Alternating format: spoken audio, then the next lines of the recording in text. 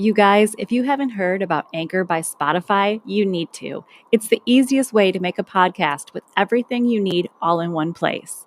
Anchor has tools that allow you to record and edit your podcast right from your phone or your computer. When hosting on Anchor, you can distribute your podcast on listening platforms like Spotify, Apple Podcast, and more. It's everything you need to make a podcast in one place. And best of all, Anchor is totally free. Download the Anchor app or go to anchor.fm to get started.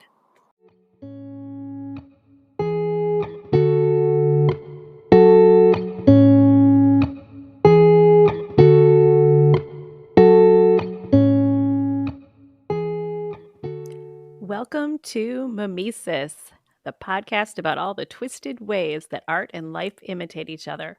I'm Stacey Rourke. And I'm Sandra Sheriff-Zackerly. And we're your hosts on this zany little adventure. Woohoo! Oh, goodness. How are you, my love? Are you ready to dig into another episode? I am. I'm doing good. I got my garden in today. Oh, that's fun. Yeah. Gonna try and get all my own vegetables growing. I love that. Yeah. My husband built me a garden box, but I haven't filled it with dirt yet. I have the attention span of a gnat when I go into Home Depot. I went in there in search of potting soil and I came out with 2 bags of cement and chicken wire. I don't even know what happened there. That's not the same. That's not the same thing. Not the same thing, Todd. I switched projects while I was walking through the aisles of that store. Yeah. I don't know. Well, my husband was making fun of me because I decided to get 10 tomato plants and I'm the only one that eats tomatoes. That's okay. But fresh tomatoes are the best. I agree. But I do plan on hopefully canning some of the tomatoes and making salsa. Oh, So, yes. Yes, please. He'll be happy if I do that. Yes, I would like to place an order for that as well. Okay.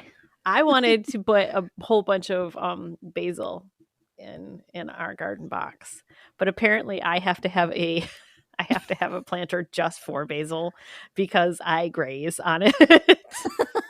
We had a basil plant and I ate the whole thing and it couldn't grow fast enough to make up for how often I was eating it. So I bought 2 basil plants. I bought a Thai basil and a regular basil. And you haven't just mowed on them and No, I just got them today. Oh, good. Okay. Well, Yeah. See, I do fresh tomato, basil, a little bit of Italian dressing, some dairy-free cheese, and then I make a flatbread out of it. Yeah.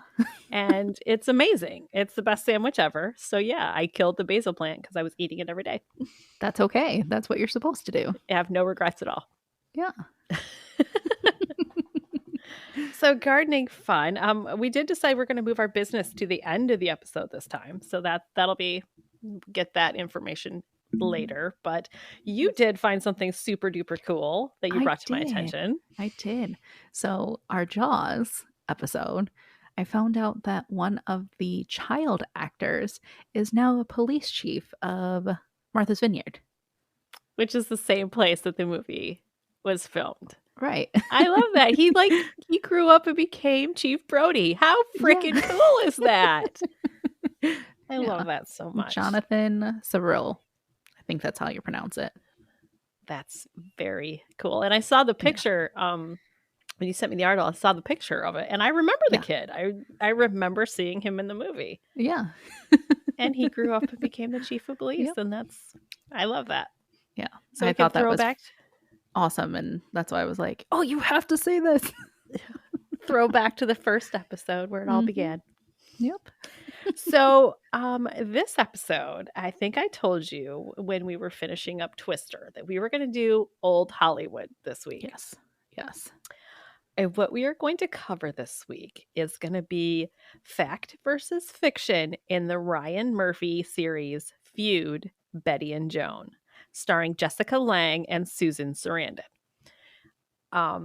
First of all, I love me some Ryan Murphy, American Horror Story, a lot of his American crime stories that he's done. I love his work. Yeah. So this one, I was really excited to dig in. I can admit that I didn't know much about the rivalry between Bette Davis and Joan Crawford.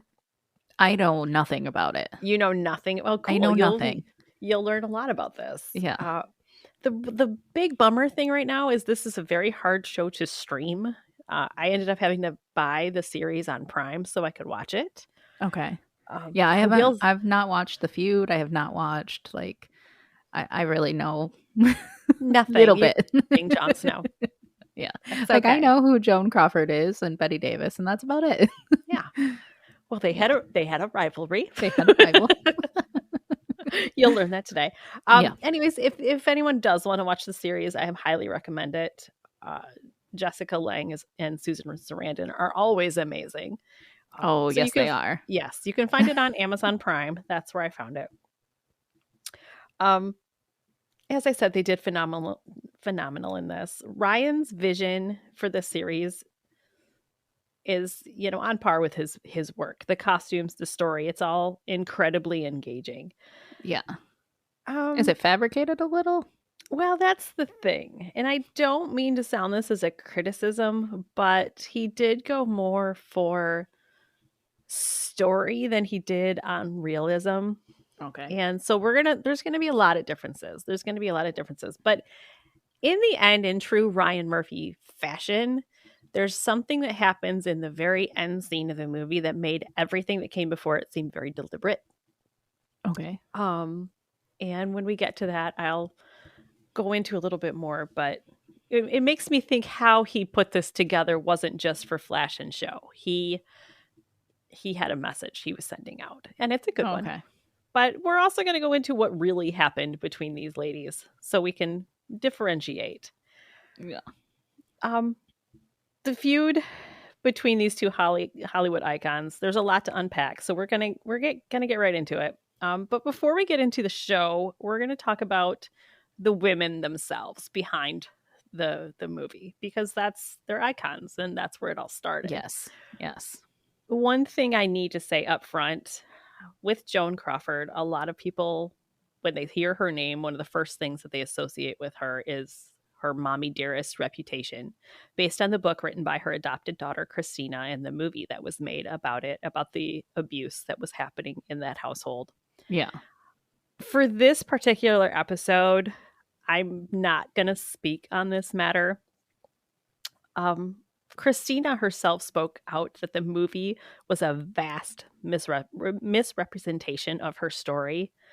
And Joan's other two adopted daughters completely contested every single thing that Christina claimed in her book. We all know that there's three sides to every story: yours, mine, and the truth. Right. And I would need to do a lot more research on this before I would feel comfortable addressing my own viewpoint on what happened here.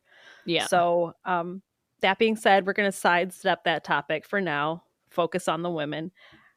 I don't want anybody to think that I'm brushing any claims of abuse or any victim's pain under the rug. I'm just trying to say that I don't know enough about this matter. Right. You don't feel comfortable to talk about it, and we don't want to hurt anybody's feelings. Exactly. So yes, I know that's a huge part of Joan Crawford's reputation, but for right now, we're going to put a pin in that. Maybe in a later episode. Like older Joan Crawford. Actually, younger. Younger Joan Crawford was mommy dearest. Older Joan Crawford is what we're going to talk about today. Oh, I thought it was opposite. I thought that came later in her career. No. Oh, okay. The book and the movie were coming out at the end of her career when she was pretty much done filming. So that's when it was coming out, but when it was actually occurring was when she was a younger woman. Oh, okay. But again, I would need to do a whole lot more research before we go into that. So we're going to sidestep that for today and move on. All right. Moving on then. Now, Joan Crawford was a silent movie star who reinvented herself time and again to keep herself relevant in Hollywood. Bette Davis, on the other hand, was a trained stage performer whose strong will made her a legend. These two women were different in every possible way that you can think of, but they both had imaginable success. And that can only be attributed to how hard both of them worked. These were Right. women that put in the effort and busted their ass to make their careers. Yeah. Didn't they each work for different networks? Like one They worked did. for They worked for MGM. different studios. Yes. Yeah. Betty was with Warner Brothers and Joan was with MGM for a long time. But we'll get Yeah. into that. There was a crossover that happened, and we will get into that. One little side note I want to go into in the series Feud. One of the characters that steals the show is Joan's maid, who she calls Mamacita. She's based on fact. Mamacita was a real person. Her real name was Anne Marie Brink, and she worked for Crawford from 1960 to 1974. She's played in Feud by Jackie Hoffman. Now, Mamacita was actually a German immigrant, Okay. despite her Portuguese nickname. She earned that moniker because when these two women met, Crawford had just come back from a trip to Rio. And here's a quote from Joan and how Mamacita got her nickname. I wanted to call her to come quickly to take the dogs out, but I realized I hadn't asked her name. I had just returned from Rio de Janeiro, where all I had heard was Mamacita, Papacita, Cousinita, everything Cita. So without thinking, I called out, Mamacita. Back, she cried, "Ah, I'm coming." The name has stuck ever since. That accent was horrible, but that's exactly how it was wrote. The name has stuck ever since. In all the countries we have traveled to together, in all languages, everyone calls her Mamacita. Another reality for Mamacita in this series is that she did eventually quit working for Joan because she was tired of having things thrown at her. Oh, goodness. Yeah, I don't want things thrown at me either. Yeah, I mean, she put up for, what were the dates? 1960 to 1974. That's 14 years Yeah. of having your employer whip things at you. Yeah. That's, I mean, I'd be afraid in my line of work having people whip things at me. exactly. Knives, frying pans. No. Hot oil. Yeah. No, thank you. We don't throw things. And I won't throw books at you, I promise. Thank you. Some of those are really heavy. They really are. Okay, at the start of her career, Bette Davis fought against studios who wanted to change her name and have her take a stage name like pretty much everybody did during that time. Yeah. The most Betty would do when it came to changing her name is she changed the spelling from Betty to Bette. She Right. refused to even give an inch about this because she said she wanted to stay true to who she was. And Betty is a badass. Like, she's a fighter. She's scrappy. Yeah. I love her. Okay, now Joan Crawford was born Lucille Lesueur, and when she signed with her studio, they ran a public contest to pick what her new name would be. Joan, yeah, they picked her name for her. Like a contest, like, give us all these names and we will choose one.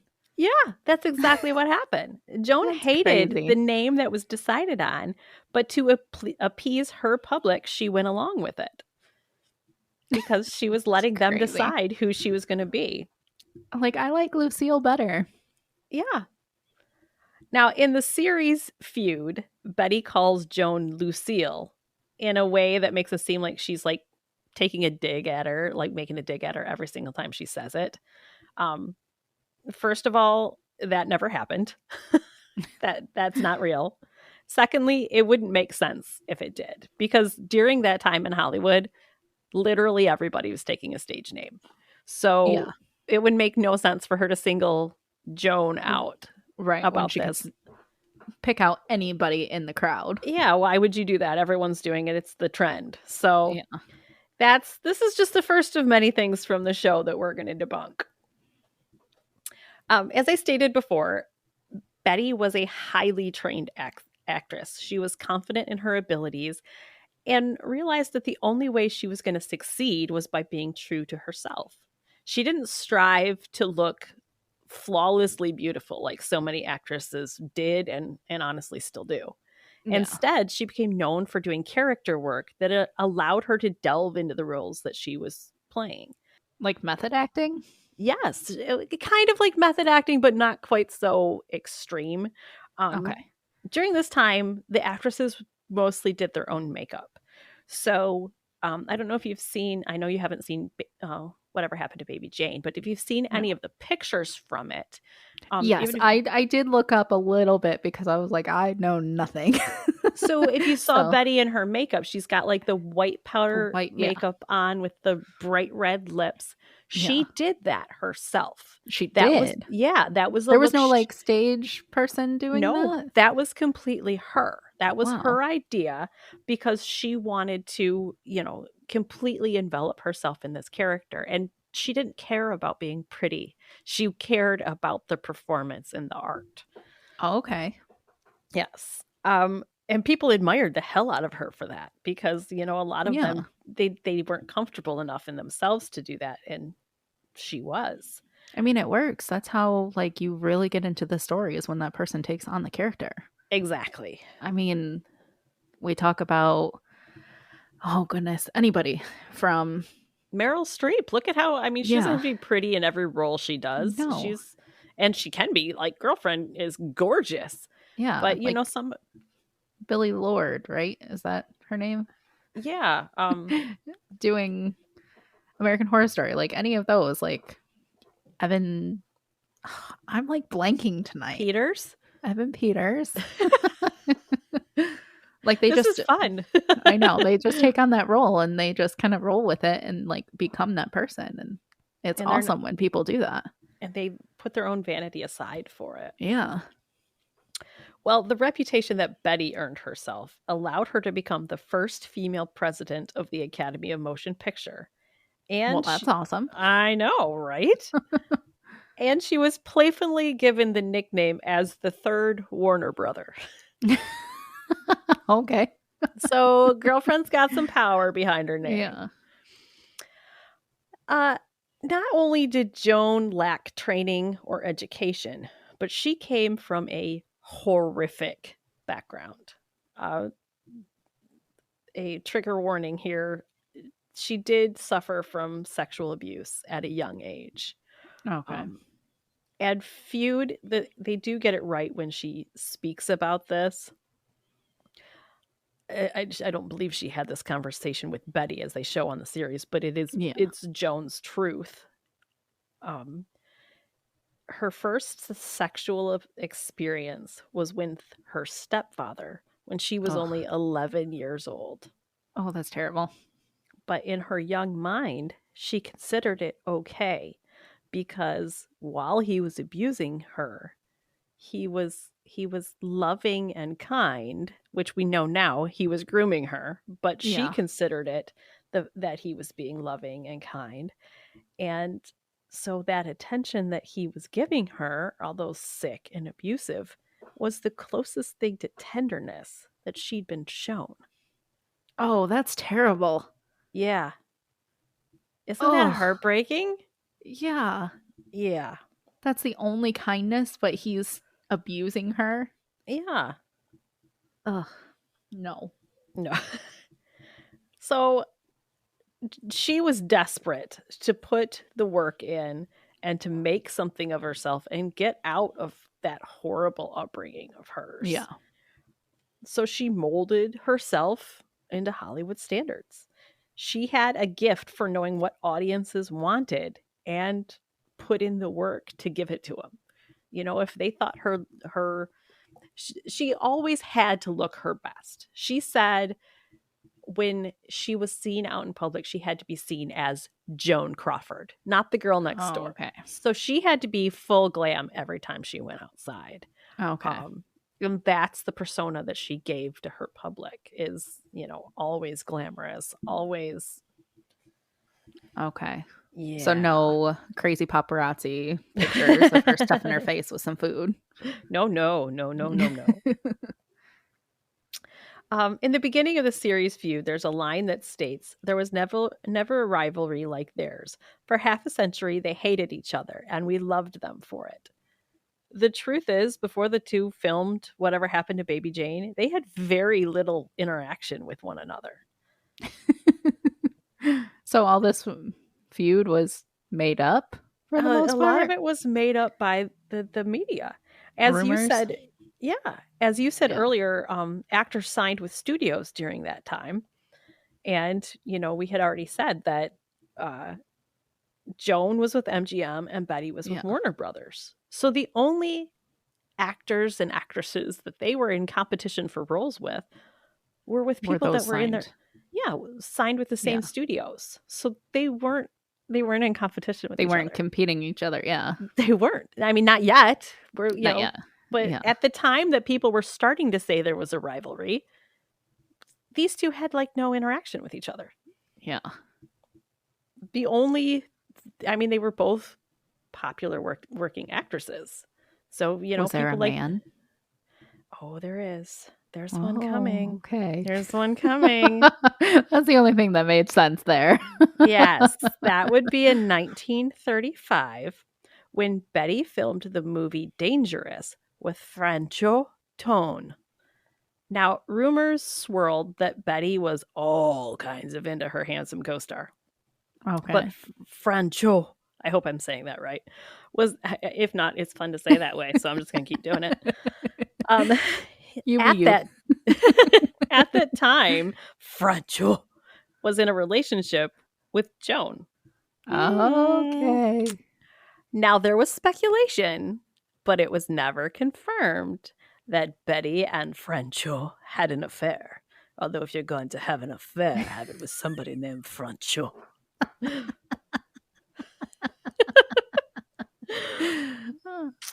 But after that, he did end up marrying Joan. So if there was a fling, they put it aside and he went on to marry Joan. However, they didn't stay married long. Their marriage did not last long.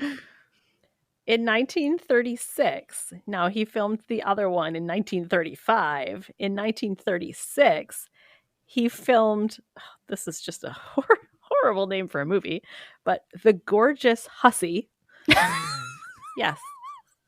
With Joan.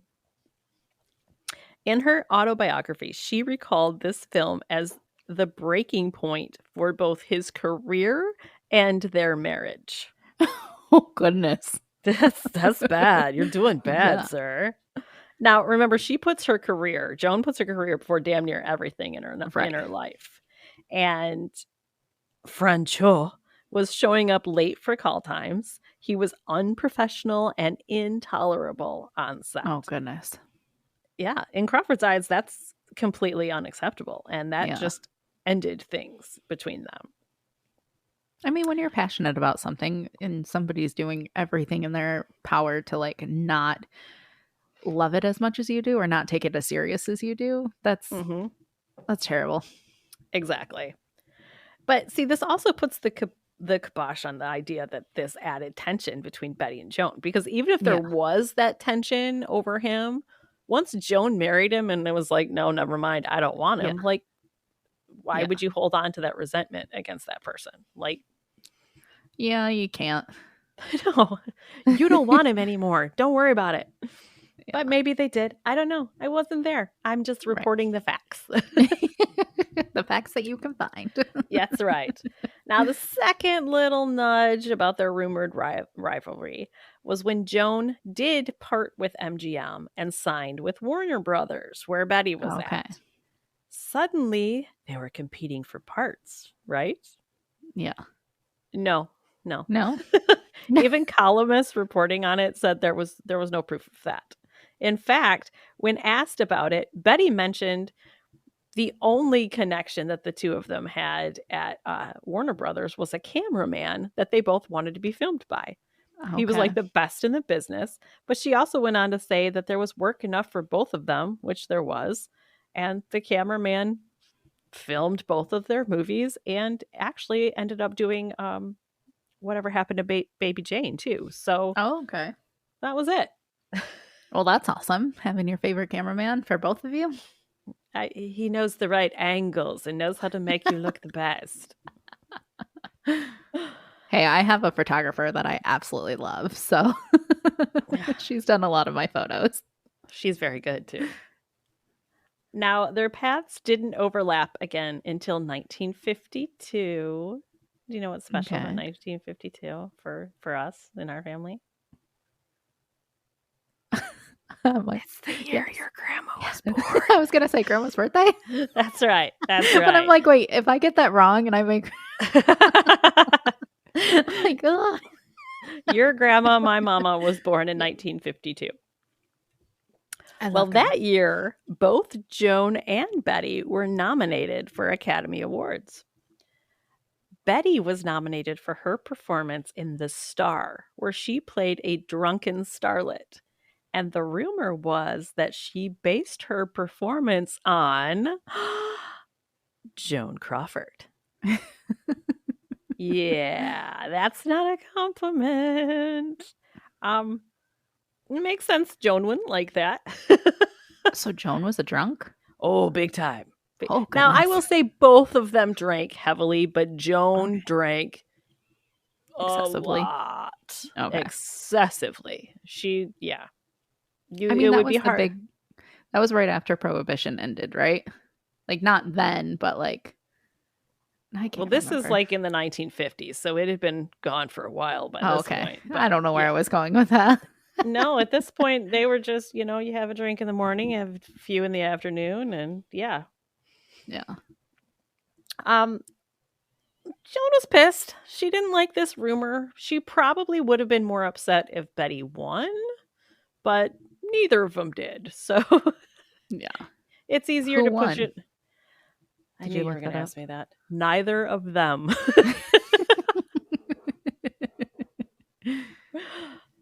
I don't know. I would need to look that up. I don't have that one off the top of my head. It's not that big of a deal. Yeah. I will, when we go on later, I will know who won in place of them, but not right now. Okay, so let's talk about the actual series Feud for a little minute here. Jessica Lange as Joan has a monologue in the series, and there's quite a few things that she says in this monologue that like none of them are true. So we're just going to go down the line here of this particular monologue. It starts with, "I have been in competition with that goddamn woman my entire career." No, you haven't. We already established that's not true. She says, "A constant battle for men, for roles, for magazine covers." No, other than Francho, that neither of them ended up wanting. That wasn't the case. And I don't know why. I was the bigger star. No. My leading men were more attractive. Maybe sometimes, not necessarily all the times. My pictures made more money. I'm sure those Roughly things fluctuate. Yeah, they probably fluctuate as things like that do. And finally, and yet I was always made to feel inferior. She was one of Hollywood's biggest stars. I have to believe if she felt that way, if she felt inferior, that has to be more her own insecurities. Right, like her expectations, yeah. Yeah. So I think there was, and again, we aren't saying that Joan ever said that. This was just a line from the show and how you can just check off like none of that. None of that's true. Like I said, there's a lot to this series. And I don't mean any disrespect to Ryan Murphy about any of this. I completely get the point he was trying to make. We'll get to that later. But for now, for the sake of comparison, we're going to dig in a little further. It is true that at the time, Joan Crawford made the push to have Baby Jane made. She and Betty were both in the twilight years of their careers. The roles weren't coming in anymore, and they were scraping to find quality work. Yeah. Betty had gone back to stage roles.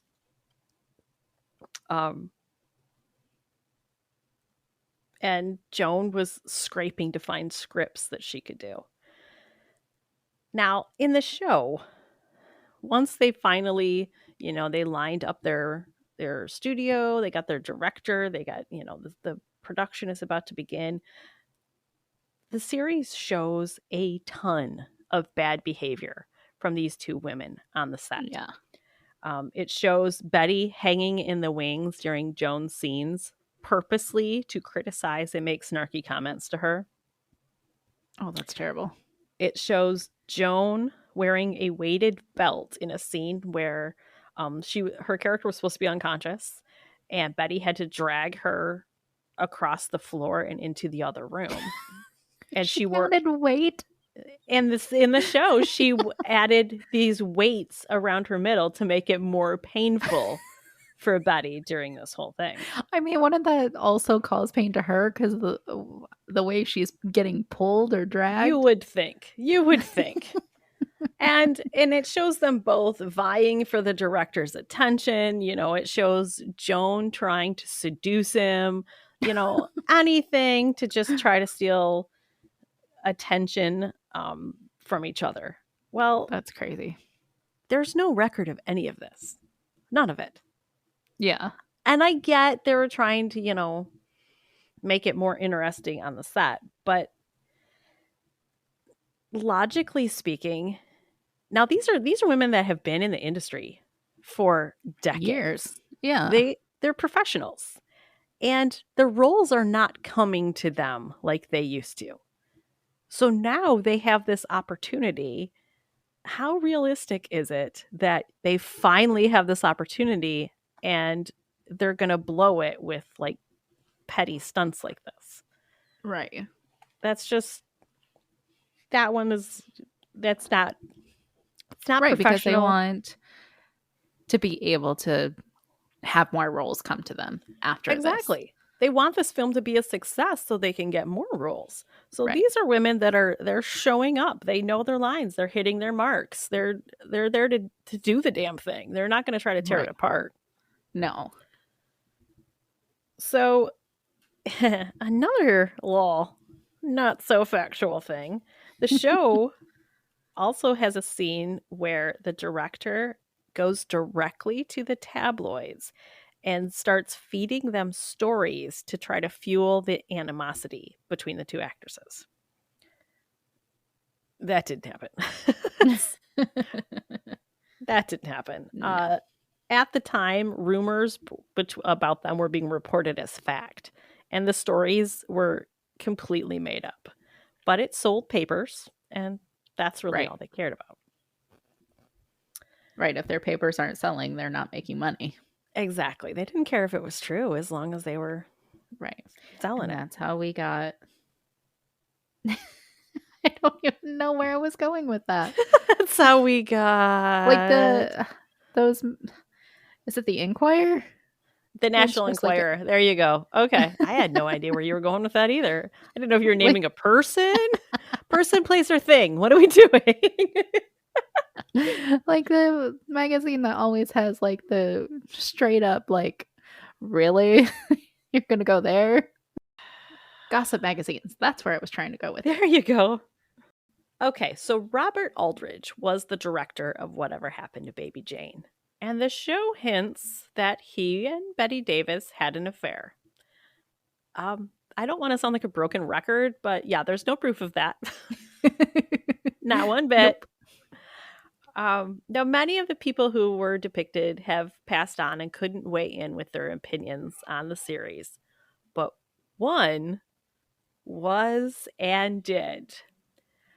Olivia de Havilland. I believe that's how you pronounce it. Havilland. If I'm saying it wrong, I'm sorry. She was portrayed in the series by the always stunning Catherine Zeta-Jones. Okay. At over 100 years old, Olivia is suing FX over how they portrayed her. Yeah, over 100 years old. And she's like, put some respect on my damn name. Yeah. She claims that she built a reputation for integrity and dignity by refraining from gossip and other unkind, ill-mannered behavior.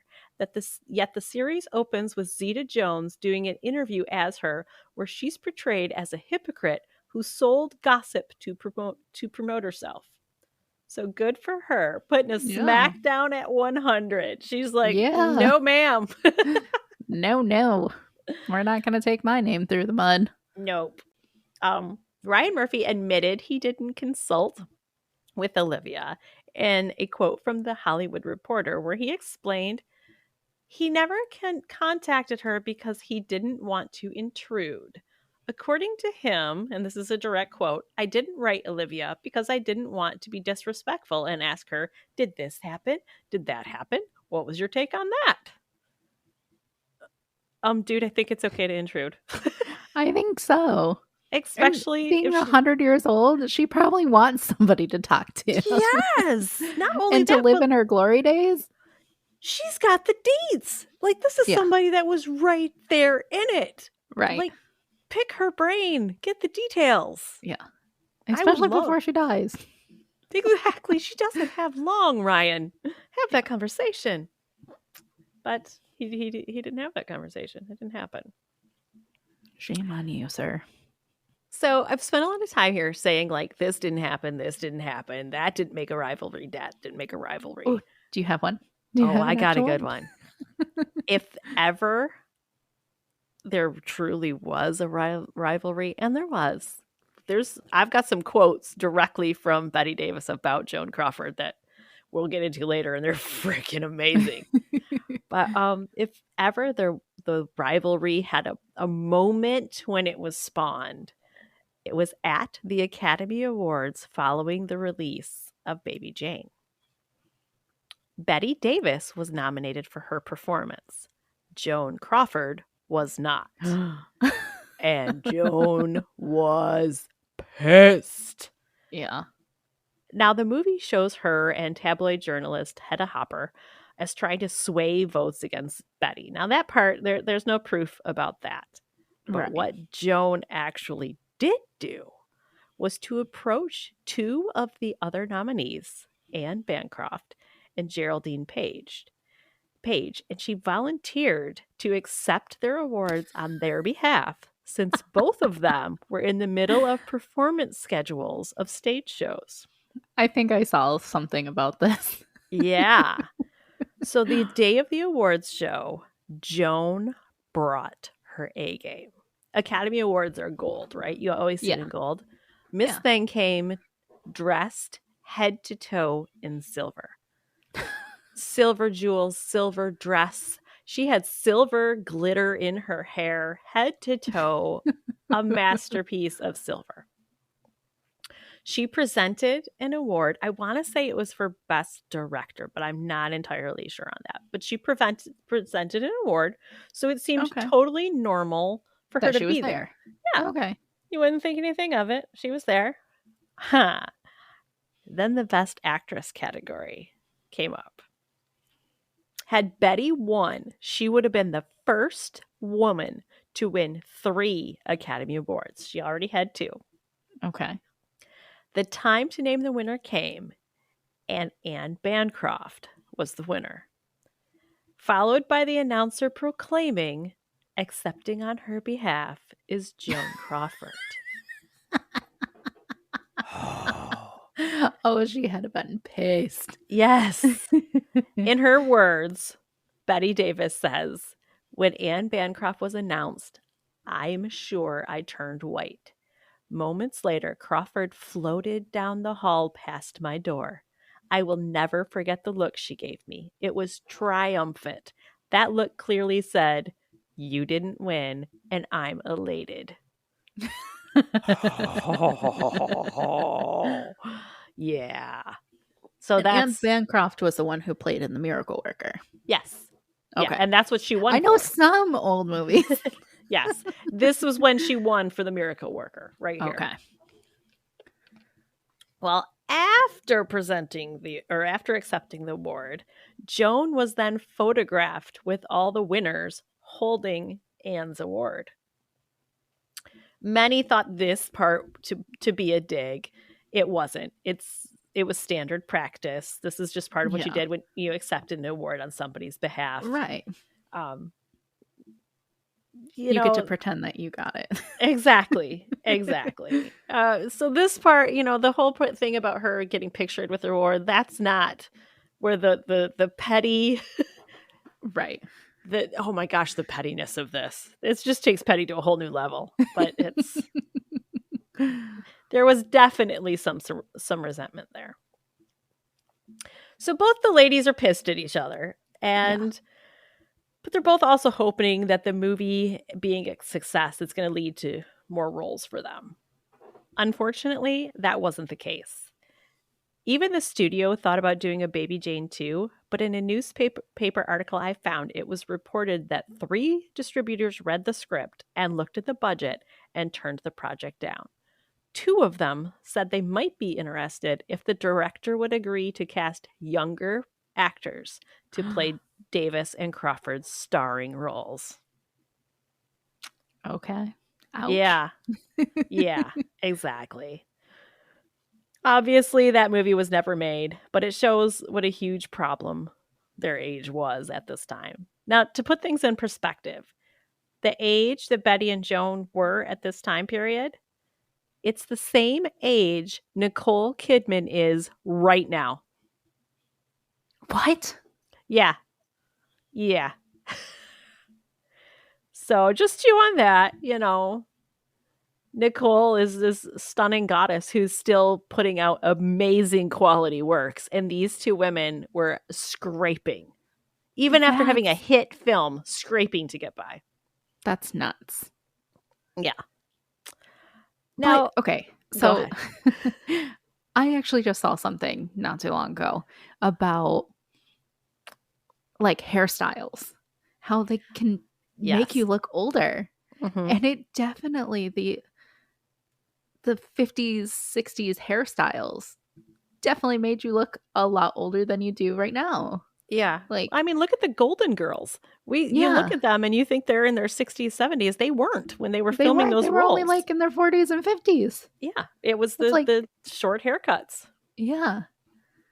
Yeah. We're going to keep our hair long and voluminous for age. For ages. Yeah. But that makes sense of why like they look a lot older than what like Nicole Kidman does. That's just crazy to think about. The plastic surgeries. Yeah, that we had a big push for plastic surgeries. Yeah. That's a big thing. Yeah. So I think I mentioned earlier that Betty doesn't take any shit. But Betty's got a fire in her belly.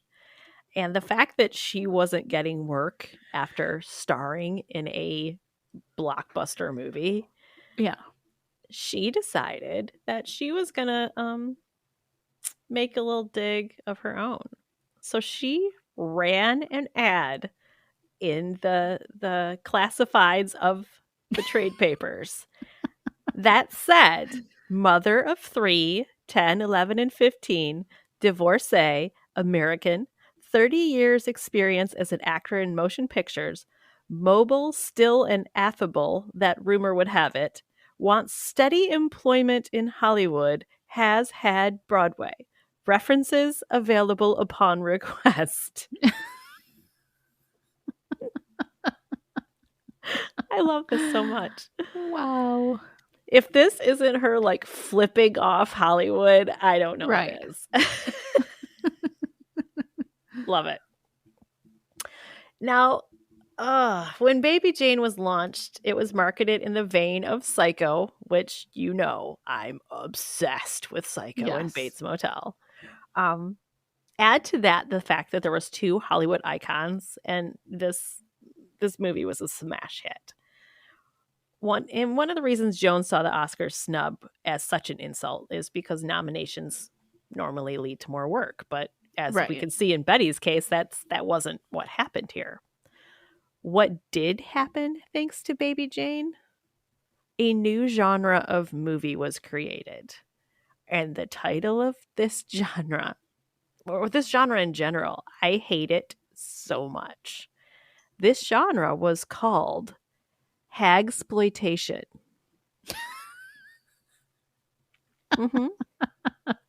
It's terrible. In these movies, they took former Hollywood starlets who had since aged to their mature years and cast them to play crazy, psychotic villains. Hagsploitation. Oh, damn. Now, there is no male version of this genre. It was always women, which speaks volume to the misogyny of this whole thing. Oh, yeah. Yeah. Ugh, I hate that so much. Ugh. Let's never, ever, ever say that word again. Yeah, no. We're gonna move past that. To cash in on the success of Baby Jane, the studio did try to do one more movie in the vein of the original, which was supposed to star Crawford and Davis together again. It was called Hush, Hush, Sweet Charlotte. Unfortunately, unlike the first film where they were professional and they did what they needed to do, the animosity between the two women was so great at this point that Joan eventually pulled out of the production. Wow. Olivia de Havilland, who was the 100-year-old woman that's suing FX, she actually stepped in. She was really good friends with Bette Davis. Olivia was Betty's date for the Academy Awards, or she was her +1 for the Academy Awards for whatever happened to Baby Jane. So the two of them were very good friends. So when Crawford backed out, Olivia stepped in and took over that role. And, after that, Davis and Crawford's lives didn't really cross paths again. Okay. But Betty did have some things to say about Joan, particularly when she found out that Joan had died. Oh, no. Yeah. These are two of the best ones I found. There may be a heaven, but if Joan Crawford is there, I'm not going.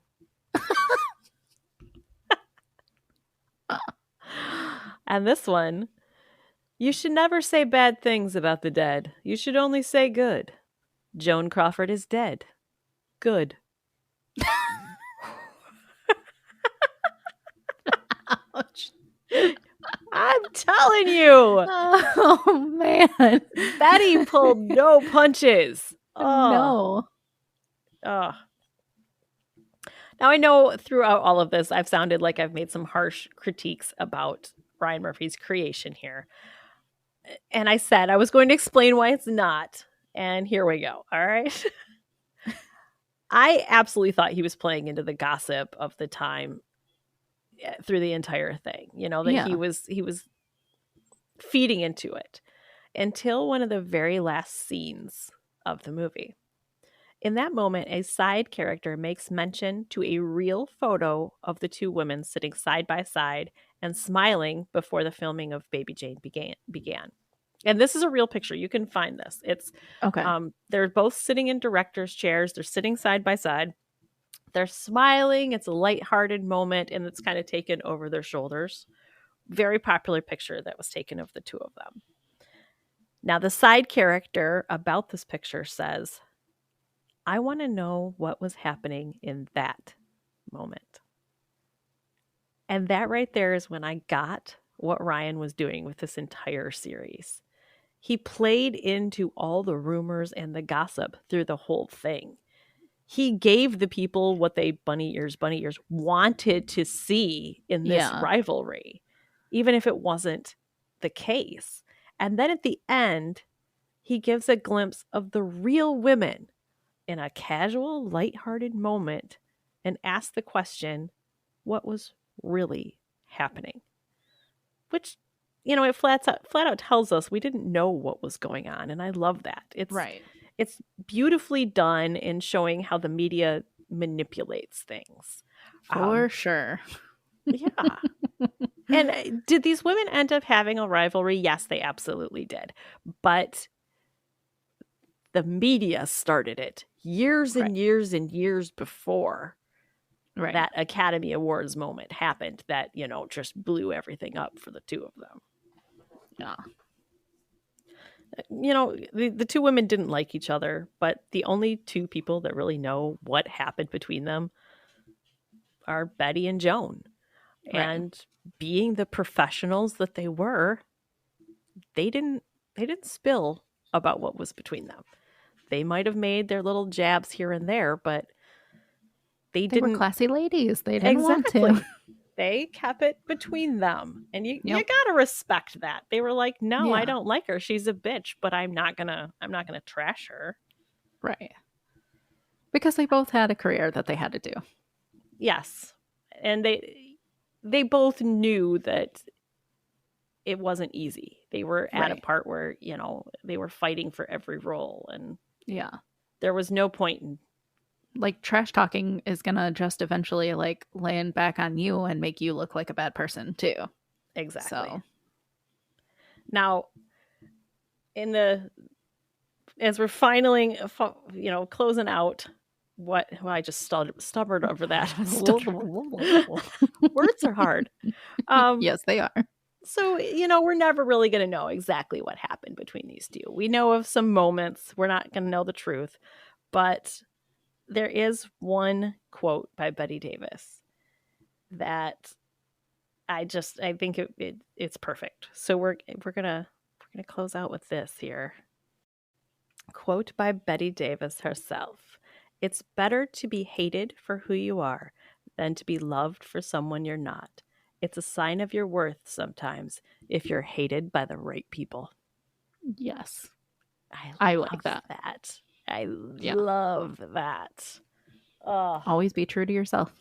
Yeah. And I think that even was a little bit of a dig at Joan there, because from the moment that the studio decided her name for her, Yeah.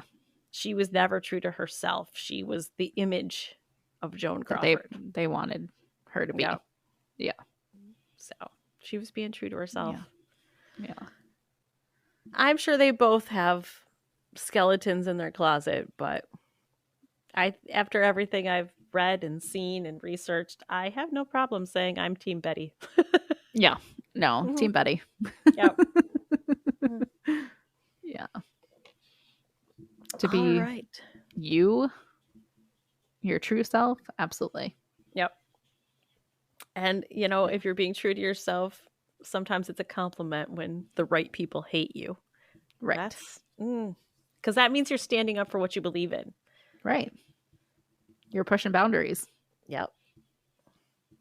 Yeah. Bette she's a badass. I love her. Yeah. But we want to hear from you guys. Whose team are you on? Are you Team Joan? Are you Team Bette?